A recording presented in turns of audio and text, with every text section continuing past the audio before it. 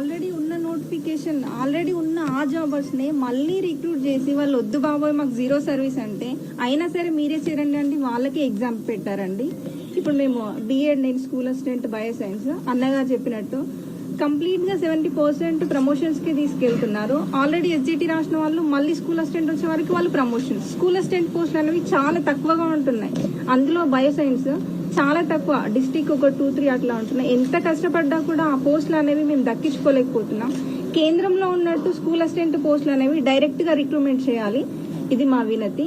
ఖచ్చితంగా వెంటనే maximum of time తీసుకొని డిఎస్సి నోటిఫికేషన్ మిగిలిన ప్రతి డిపార్ట్మెంట్ లో ఉన్న ఖాళీలని నోటిఫికేషన్ విడుదల చేయాలని చెప్పేసి కోరుకున్నాను.